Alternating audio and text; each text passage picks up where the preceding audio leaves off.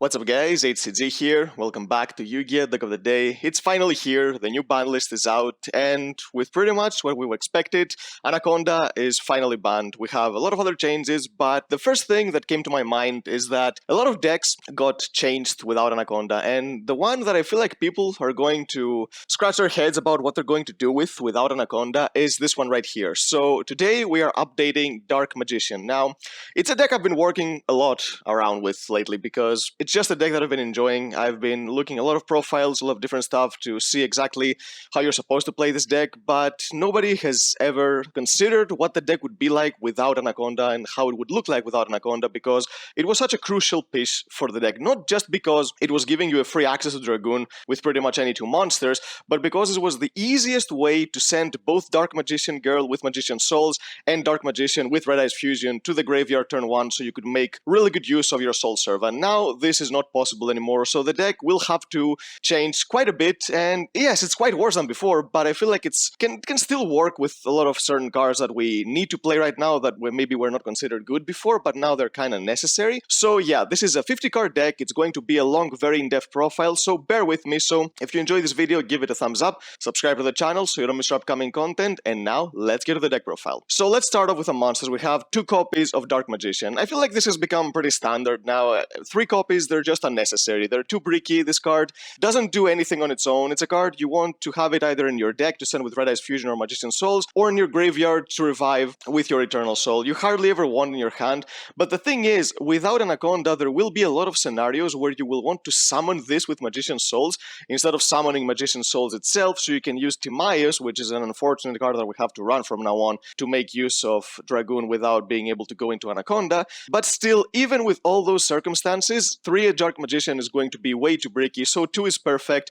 1 not enough, and 3 definitely too many. Now, this deck does play a lot of other bricks as well, but again, you can kind of get away with it just because of Illusion of Chaos. So the rest of the bricks are, first of all, 1 copy of Dark Magician Girl. You need her in order to be able to draw 2 with Soul Servant, and Mana was a card that people started playing like a long time ago just because it was an extender that you could summon for Anaconda. Yeah, her effect doesn't really matter anymore, so Dark Magician Girl, being able to summon her back with Magician Salvation makes more sense now than having an extender that you don't really know what to do with without Anaconda. So I feel like Mana is kind of redundant, and Dark Magician Girl makes more sense just because Salvation being able to put more damage on the board. We play 1 copy of Red Eyes Black Dragon. Of course, we still play Red Eyes Fusion. If people were not maxing out on Red Eyes Fusion before, now they will absolutely have to, and we need to play Red Eyes in order to be able to use that, so it's absolutely necessary. We play 1 copy of Red Eyes Wyvern. Yes, we are playing Red Eyes Insight in the deck, because right now, the deck without Anaconda, it doesn't have a lot of those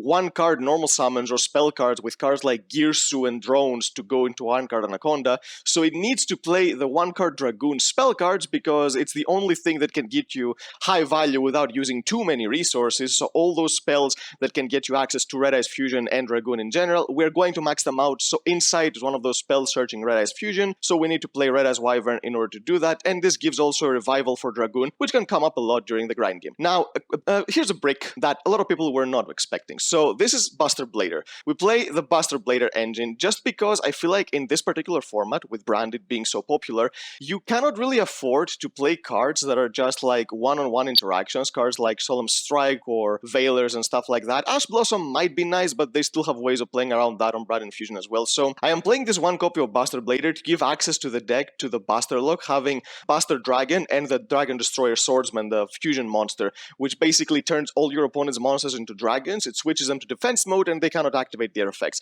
I'm going to go more in depth about this engine once I get to the trap cards, but for now, I feel like I need to explain that playing this BUSTER BLADER here is, I think, kinda necessary. You can replace it with other cards, but we have to play the more broken engines that can basically incorporate in the deck along with Dragoon in order to win games in a format like this, especially now that we don't have the easy access to Anaconda. And the last brick of the deck is 1 copy of Fallen of Albaz. Similar theory to Red Eyes Insight with Red Eyes Fusion, we need to play as many 1-card Dragoons as possible in the deck, so playing 3 copies of Branded Fusion, again, is going to make more sense because we need to be able to summon our boss monster as easily as possible, and without Anaconda, the only way to do it without using like 3 cards in order to do it, we need to play these fusion spells. So Fallen of Albaz, and it's not the worst brick, you can use its effect as well. Now let's go into more other cards that we need to max out. First, we have 3 copies of Magician Souls. I don't think there's much to explain about this card. It's basically always gonna be at 3, regardless of what kind of position Dark Magician is in. So a cool thing with this card that people don't really know that you can do is that you can activate this card's effect under Red Eyes Fusion's restrictions. You can basically choose the second effect to attempt to summon the monster that you send to the grave as cost, and what's going to happen is that this card is going to send itself to the graveyard, and it's going to whiff. It's not going to summon anything from the graveyard. So you're wondering, why would you want to do that if you're just going to neg 1 yourself by just sending your Magician Souls from the hand to the grave and it won't do anything? Because this is going to send your Dark Magician Girl to the graveyard. Red Eyes Fusion is going to send Dark Magician, and this is going to send Dark Magician Girl. Yes, you're not going to summon anything, but by putting those two to the graveyard, you want to do it when you have access to your Soul Servant, because you're going to use Soul Servant to dig to the card that you set to the top of the deck, and you're going to dig one card deeper in order to be able to potentially see another interruption, which is something that people will start doing when they have Red Eyes Fusion, Magician Souls, and Soul Servant in their hand in order to be able to do more, because Red Eyes Fusion doesn't let you do much. The thing is about the engines that I put in the deck, they are cards that can basically get you more monsters during your opponent's turn that are very, very powerful, and they don't require you to summon anything during your own turn because you're under Red Eyes Fusion's restrictions. I'm gonna get to that a little later, but keep in mind that you can do this with Magician Souls. It's going to be one of the ways we can send both Dark Magician and DMG in the graveyard turn 1, with now that we don't have access to Anaconda. Now for the normal summons, we have one copy of Magician's Rod. Now, if you're playing a Dark Magician deck that has only this card as a normal summon, you probably need to max it out. But I'm playing another normal summon on top of this card, so playing one makes more sense because it's a card, because thanks to Artemis, you can always recycle it, so it's not like playing one means that you will only going to use it once. You're going to use it as many times as you want, basically. Artemis is the card that's going to give you access to this card in the early game, and then during the late game, each time you activate Eternal Soul to bring back a Dark Magician, you can then tribute the Dark Magician to get this card back to the hand. So when you see the first copy, you can basically keep using it every turn, so at 1, it's perfectly fine. It's very searchable as well. Now, the reason I'm playing only 1 is because the other normal summon I'm playing in the deck is 3 copies of Diviner of the Heralds. Now, this card was being played before because it was considered a 1-card Dragoon, and it's still a 1-card combo, but just not 1-card Dragoon.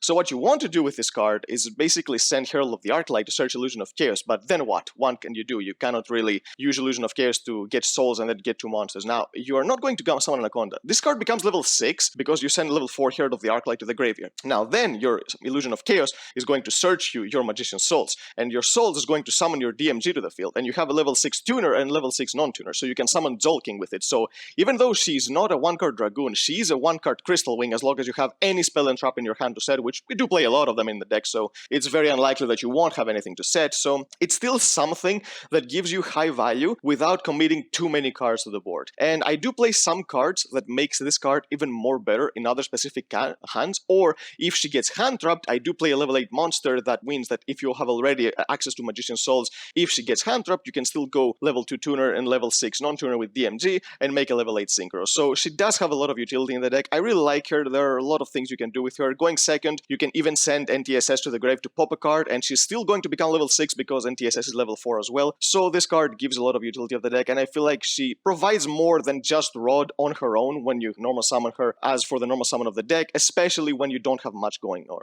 We play 2 copies of Illusion of Chaos. This is the only ritual monster I'm playing in the deck right now. I am not playing Sauravis anymore. Sauravis was a card that we were just playing to protect Anaconda. Without Anaconda, I don't feel like it's very necessary. There are still some cards that you would like to protect with Sauravis, but the thing is, Sauravis in your hand would not do much when you're just activating a Red Eyes Fusion and the only hand drop that could stop you is Ash. There will be a lot of hands where your opponent has Veiler and Imperbs in their hand and there will be nothing they can use it against because all you're doing is activating Red Eyes Fusion. So Sauravis doesn't make that much sense anymore. You can still play it if you want, but I feel like the deck does have to play a lot of cards that don't do much on their own right now in order to be able to compete. So Sauravis would basically be another one that would be good in some niche scenarios, but if you saw it in scenarios where you had cards like Red Eyes Fusion in your hand, it wouldn't do anything. So Illusion of Chaos at 2. When you play also 3 Preparation of Rites, we also play Diviner, so we can search it this way. So you basically play 8 copies of Illusion of Chaos. I would not play 3. You need to play more copies of Preparation than Illusion of Chaos, so you can send them to the graveyard with Magician Souls if you draw multiples, so you can draw more cards, which you cannot do that because Illusion of Chaos is a monster card. Now, one of the cards that I wish we didn't have to play, but we kind of have to from now on, is the 1 copy of Timaeus the United Dragon. This card is not great. It's a card that people were not playing before, and yes, for a good reason. This card is not great, but because we don't have Anaconda anymore, the only way to get access to Dragoon if we don't have a fusion spell with this deck is now we still have this kind of 2-card combo with Rod and Souls, but what you want to do now is you want to use souls. You send Dark Magician to the graveyard, and you don't even summon souls. You have to summon the Dark Magician, and then you're going to normal summon your Rod, you're going to search your Soul Servant, you're going to stack Timaeus, you're going to use Soul Servant to draw Timaeus, you're going to send the Rod to the graveyard to special summon Timaeus, and you have Timaeus and Dark Magician in the field, and you're going to summon Dragoon. Now, you still have a way to summon Dragoon, but the thing is, you're forced to use Soul Servant before you summon Dragoon. Before, with Anaconda, we had DMG and Dark Magician in the graveyard with Dragoon on the field, and Soul Servant was still in our graveyard. So we could then stack a card and draw two cards, but now we have to use Soul Servant to search this, so while you were still getting Dragoon, we are ending our turn with a few less resources than we did before, which is the sad thing about this deck right now, but it's something that you have to play in order to be able to summon Dragoon when you don't draw one of those fusion spells. So yeah, it's a necessary evil that the deck has to play in order to make its boss monster. Now, the last two monsters in the deck is the first, we have one copy of Ecclesia. Now, the Dogmatica package is really powerful because it's another engine that can give you something even on a turn you activate Red Eyes Fusion. It doesn't include Ecclesia, but you can send Abkalon to the graveyard, so you can search Shuttle Schism to go for Winda, but there will be, of course, hands where you will not activate Red Eyes Fusion, so this is why I do play Ecclesia in order to search the more disruptions. And of course, along with the one copy of Ecclesia, we play one copy of Fleur de Lis. This card is amazing when you have an extra deck monster on the field, and when you have Ecclesia on the field, you can special summon her from the hand to negate any monster on the field. Both of these cards, they're very searchable, so you play just one. There will be hands where if you open just Ecclesia, she's going to be dead, especially if you have Red Eyes Fusion, which is why you don't want to play more than one. There will be hands where you can't do much with her, but the thing is about this deck is that even if you have redundant cards in your hand, you do need these cards for Dragoon and Magician's Soul, so it's not like they're completely dead, they have their uses. So yeah, this package, I've been really enjoying in the deck, it makes a lot of sense. Now, let's get to the spells. First, we have 3 copies of Red Eyes Fusion. Now, if anyone was not maxing it out before, which was still the correct thing to do even before Anaconda got banned, but now it's absolutely necessary to play it at 3. It's the card that's going to summon Dragoon from the extra deck the easiest, just because we don't have any other easy ways to Anaconda, because we don't have Anaconda. Cards like Girsu, cards like Hornet Drones with a Gauge, they don't do anything in the deck anymore. But this card is the only way we can summon Dragoon without negging. Even Branded Fusion is not the greatest card because it discards you another card, so you basically need to use 2 cards to summon Dragoon. This is the only 1-card Dragoon that we can play, and going first is really good, but going second it's even more amazing, because the more copies of this card you have going second, the more guaranteed the victory is going to be, because your opponent will negate this card, and when they negate the activation with cards like Griffin Rider and Baron de Fleur, then you can activate another one, so basically you have more ways to get Dragoon on the field, and once Dragoon hits the field going second, that's when its full power is unleashed, because you can use the effect to pop. So this card going second, the more copies you draw of it, the more amazing it is, and going first, even if you draw multiple copies, you can just discard them for Souls or Dragoon. There's things you can do. You need to see them, and you don't mind seeing multiples because it's that important. And because of how important it is, we also play 3 copies of Red Eyes Insight that can also search you Red Eyes Fusion, and this card is important more than Red Eyes Fusion in some hands because it puts a dragon in the graveyard for cost. So you put the Red Eyes Wyvern in the graveyard, and then even if your Red Eyes Fusion gets asked, the Buster BLADER engine, as long as you have a dragon monster in the graveyard, can give you access to a one-sided Baguska that you also have a lot of attack power with. I'll talk about it once I get to the trap cards, but keep in mind that you need to send a dragon in the graveyard in this deck, because I am not playing Buster Whelp, I'm playing just the trap card in order to be able to go into this Buster lock, so sending a dragon in the graveyard is crucial, and this card sending a dragon for cost means that even if your opponent ashes your Red Eyes Fusion, you still have this dragon in the graveyard to work with. Next, we play 3 copies of Branded Fusion, another card that gets you Dragoon on its own. This is why we play Fallen of Albaz, and this card also can send you a dragon in the graveyard, because you don't have to shuffle back Fallen of Albaz from the grave. You can send Fallen of Albaz and Dark Magician, summon Lubellion, discard a card, and then what you do is you fuse your Lubellion with your Dark Magician, because Lubellion is also a dragon, to summon Dragoon, and you want to do this when you have the Prologue, the card that gets you to your Buster BLADER combo, in your hand, so you can keep your Fallen of Albaz in the graveyard, which is a dragon, to be able to fuse with your Destruction Sword Memories. So this card also facilitates the Buster BLADER combo, which is really cool. And again, this card is amazing. It just gets you to Dragoon for free, and the brick that you have to play for this card is not even really a brick, because Alba's Super Poly effect can sometimes even win you games. Now, for the rest of the spells, we have 3 copies of Preparation of Rites. Again, we've mentioned this. Illusion of Chaos is so important, and having multiple copies of this card in your hand doesn't really matter, because the first one is going to search your Illusion of Chaos, and the other card, if you have both other copies, you can just send them to the grave with souls, and you draw cards, which is why you want to play 3 prep and 2 Illusion of Chaos. It's the golden ratio so that you don't break on multiple copies of Illusion of Chaos in your hand. We play 3 copies of Soul Servant. Now, unfortunately, this card became much worse because we don't have Anaconda anymore, because I mentioned we don't have an easy way of sending both DM and DMG in the graveyard, so this card loses a lot of value. But the thing is, this card is still amazing because it searches you any card in your deck. You search both the monsters and the spells and traps, so obviously we're still maxing it out. It's just that it's not as high value as before, but alas, again, the card's amazing, so we need to play it. And during the late game, it gets insane value. If you get into a grind game, this card is going to get you a pot of greed every turn, so it's really, really good for that as well. Now, for the one-offs that we play that you can search with this card, first of all is 1 copy of Dark Magical Circle. This card, it's not worth playing more than 1. 99% of the time, it's going to whiff. It's not even that it's in the 50-card version of this deck right now I'm playing is going to whiff. It whiffs even in a 40-card version, because we don't have enough good spells and traps that this card can search that would justify playing multiple copies of it with more cards that it could search. So you're mostly playing it for its disruption effect with Eternal Soul, so you don't really need to play more than 1. You can search it whenever you want. Same thing with the 1 copy of Magician Salvation. This is basically the 2nd copy of Eternal Soul that you play in the deck, and it's a card that gets more value because of Timaeus, because you need to send a card to the grave from either your hand or your field,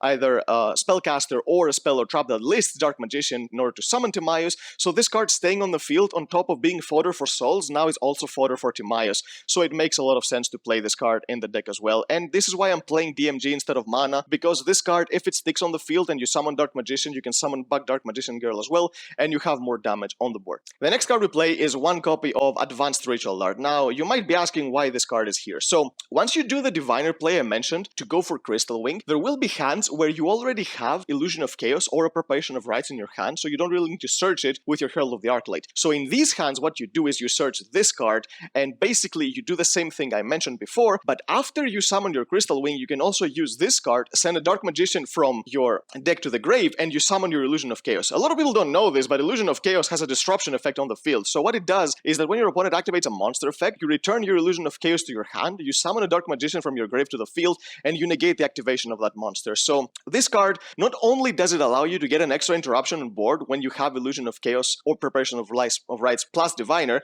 but it also puts Dark Magician and Dark Magician Girl in the graveyard turn 1, because Souls is going to put Dark Magician Girl in the grave when you summon it to go for Zolking, and this card is going to send Dark Magician from the deck to the grave to summon your Illusion of Chaos. So it's one of those ways you can send both to the grave. So if you have Soul Servant in your hand afterwards, you can get the full value out of it, which is something that, again, the deck is going to struggle a lot with going forward without Anaconda. So yeah, this card, it's a decent one if you can play, and if you don't need it to go for the combo, again, it's a spell card, just discard it for Souls or for Dragoon. We play 2 copies of Nadir Servant. Again, I mentioned this card when I talked about the Dogmatic monsters, but the thing I love about this card is that it's a card that you can get value out of even when you have activated Red Eyes Fusion, because what you do then is you send Apkalon to search Schism, you discard another card, and you have Red Eyes in the grave, which is a dark monster, and Apkalon, which is a shadow, so you can go into Winda during your opponent's turn. And the thing is, this what becomes a win condition for the deck. You need Dragoon on the field with an unfair card. It's not like that you can just have a Dragoon on the field with an Ash Blossom in your hand. That's not going to cut it, because you don't have a lot of ways to draw multiple copies of Interruption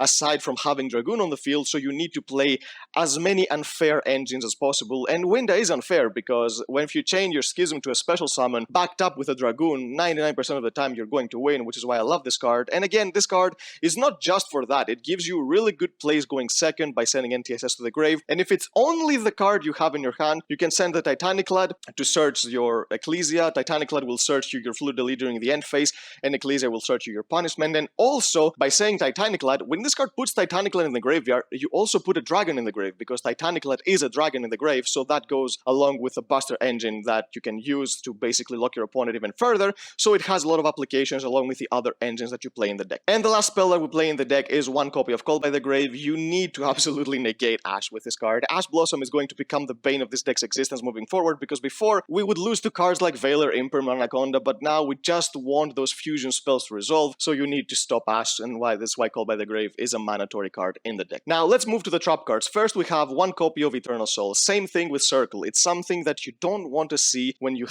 don't have a way to get to Circle. So just 1, you can search it with your Salvation and mainly your Soul Servant, so you basically get the revive every single turn. And the main use of this card, on top of getting the Dark Magician in the grave, is keep recycling this 1 Magician's Rod, so you can get access to more searches every single turn. We play 2 copies of Dogmatica Punishment. Now, the reason I am playing 2 copies of this card is because I I am turboing out the prologue by playing Trap Trick, and we need an extra trap card in order to make sure that it has a target for when we either already have prologue in our hand or we don't have a dragon in the grave, so prologue wouldn't do anything. And this card, even on its own, it's a really good card. It's a 2-for-1 trap card because of NTSS, so it's a really good trap card. Yes, it's going to lock you from the extra deck for 2 turns, but if you already have Dragoon on the field, it doesn't matter. You're just going to basically push for game with Dark Magicians and other stuff, along with the Dragoon you already had on the field. So yeah, amazing card. We play 1 copy of Shadow Schism. Again, this card you search this with Apkalon, you get to your window, you can send a Dark Monster to the grave as well if you're playing against a matchup that has Dark Monsters, and with Branded being everywhere, your opponents will have Dark Monsters on the field, so that effect is going to come up a lot. So yeah, Dragoon plus this can guarantee you games. Now, let's talk about the spice of the deck. We've played 2 copies of Prologue of the Destruction Swordsman. Now, I am not maxing this out because I do play Trap Trick first of all, so I play 5 copies,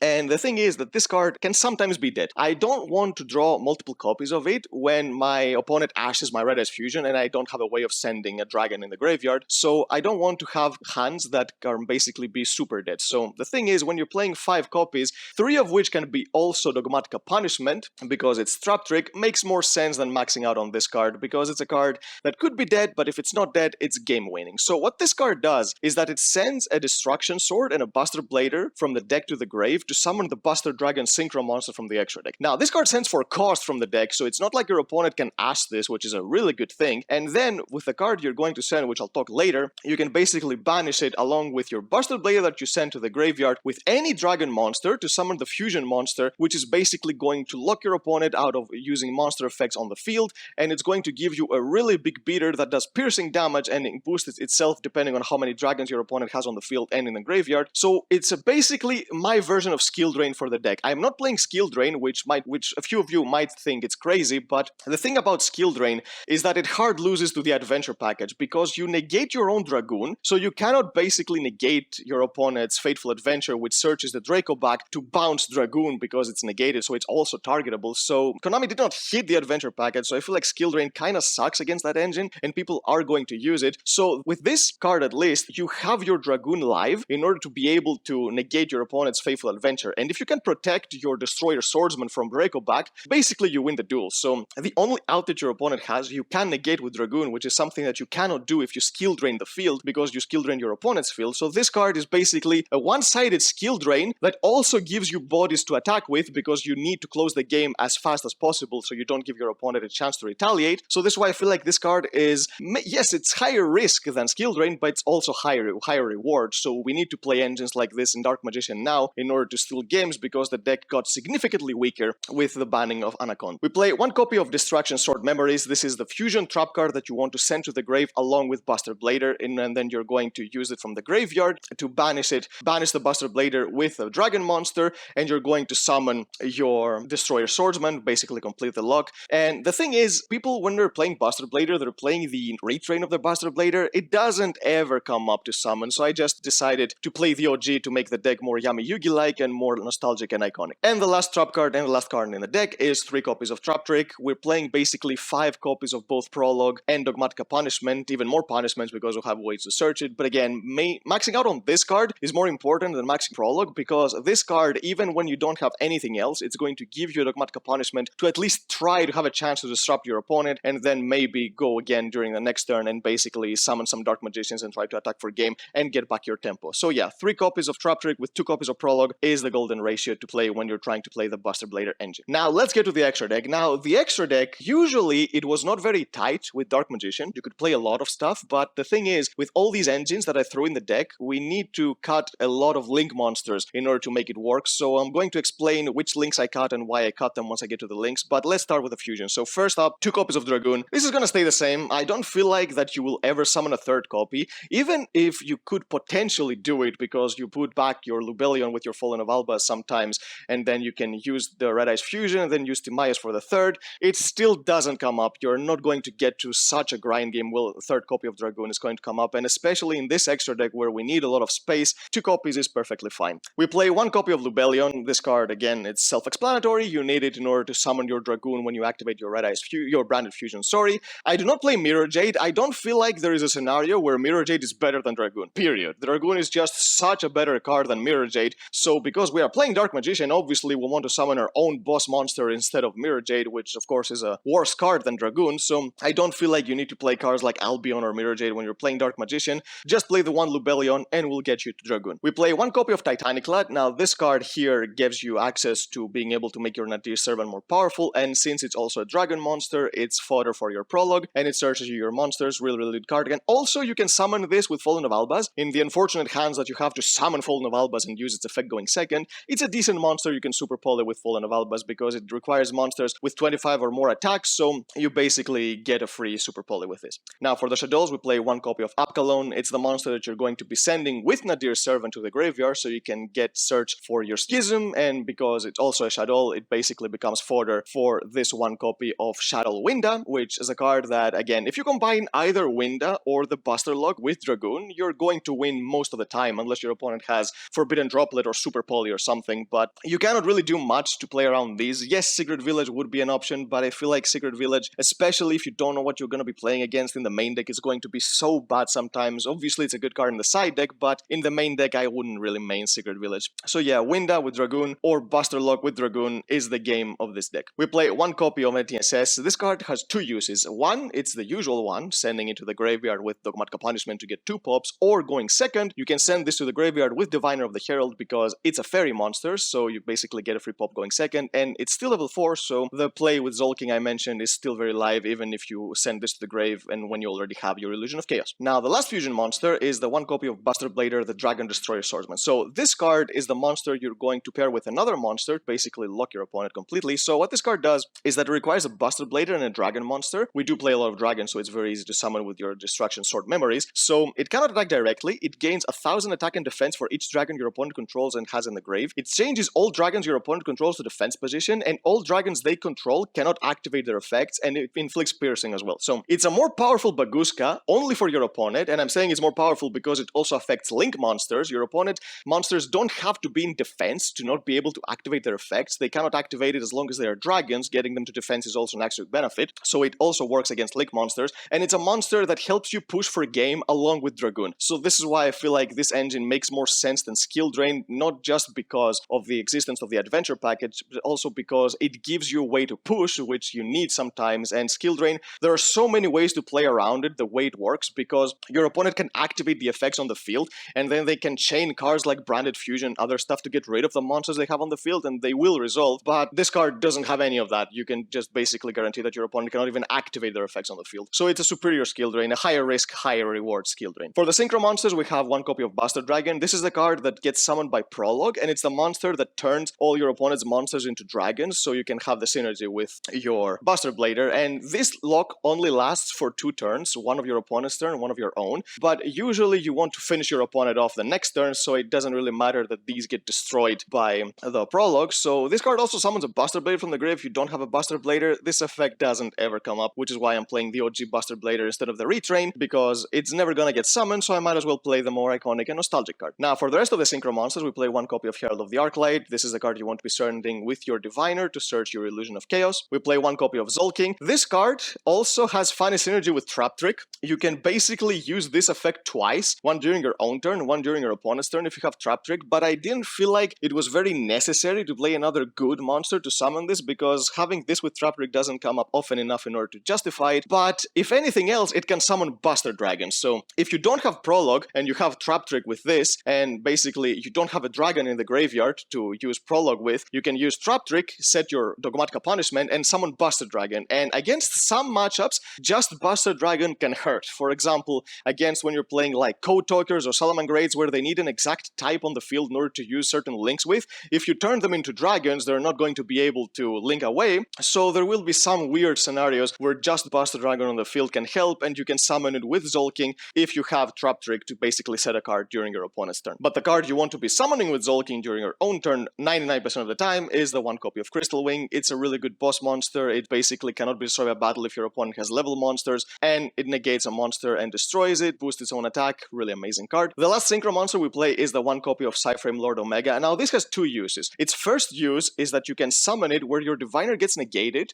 If you have access to Magician's Souls, you can basically send a DMG and then summon her with Magician's Souls, and you have a level 2 and a level 6, so you can summon this. But also, this card can basically send it to the grave with your Nadir Servant and then use its graveyard Relive effect to shuffle a card back from your opponent's graveyard back into the deck. And why is this important? It's because Fusion Destiny stayed at 2 with the new ban list, and I'm pretty sure that, at least for the beginning of the format, people are going to keep this card in their deck and experiment with the 50-50 ratio to see if it's worth it. Trust me, it's not worth it unless you're playing a really bad deck that needs it in order to win, but if you're playing a good deck, this 50-50 ratio of good cards and breaks, it's not worth for Enforcer if you have other win conditions, but because people are going to experiment with it, you will still see Enforcer during the very first weeks of the new format with the ban list, so this card is going to shuffle back the Phoenix Enforcer, and it's not just for Enforcer. Against a lot of matchups, there are crucial cards that if you put them back, it's going to hurt, so this card, not only does it help you play around hand drops when you summon Diviner, but it also helps you play around cards in your opponent's graveyard. Now, this is 13 monsters so far, so you can see that we don't have much space for link monsters, and the link monsters that I cut are first Imdak.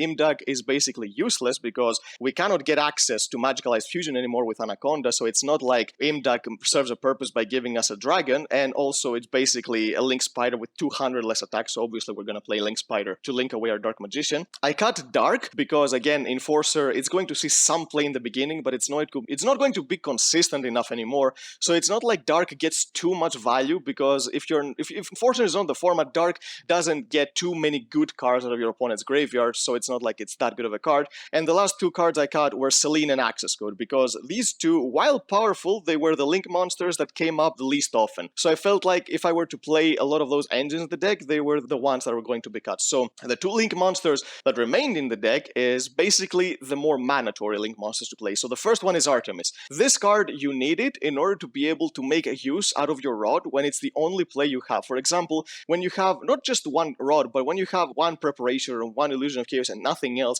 getting access to the rod is the correct play, and then you're going to search a Soul Servant, you're going to link your rod into Artemis, you're going to set your Soul Servant, hopefully maybe you have like a Dogmatica Punishment or a Trap Trick to get to it to survive the turn, and then during your opponent's end phase you're going to Soul Servant, stack a good card, and then you're going to tribute Artemis because it's a spellcaster to get your rod back to the hand so you can use it again next turn. And the last link monster we play is the one copy of Link Spider, because we need to link away our Dark Magician when it's on the field to be able to use Eternal Soul and the Magical Circle combo again. So yeah, these two link monsters, they are the ones that came up more often than any other ones that I cut, so this is why they stayed in the deck. So yep, that's the deck, guys. Dark Magician is going to have an interesting road down the line just because of the way the deck works. Anaconda, I feel like, was more important for this deck than any other deck, and losing it makes the deck work in a very weird way that you need to experiment a lot with in order to figure out a very consistent way to play the deck. So I'm excited to see what other players are going to think of the deck, because the deck is basically now again in the lab and we need to figure out how to make it work. And this is one theory of the deck, playing unfair engines that they do have their bricks, but when they work along with Dragoon, they're basically win cons. So this is the more safe but higher risk reward to play, that you basically guarantee a win once you see this, because if you play 1-for-1 trades along with Dragoon, sometimes you're going to lose even that. So this is my list. I am wondering what other ideas you guys have for the deck. Comment down below if you have any other strategies that you can incorporate in the deck, any other techs that you think are really good for the meta. Let's try to make the deck work again, because it needs a lot of work without Anaconda. So yep, that's the deck, guys. If you enjoyed it, give it a thumbs up, subscribe to the channel so you don't miss our upcoming content, and we'll see you next time.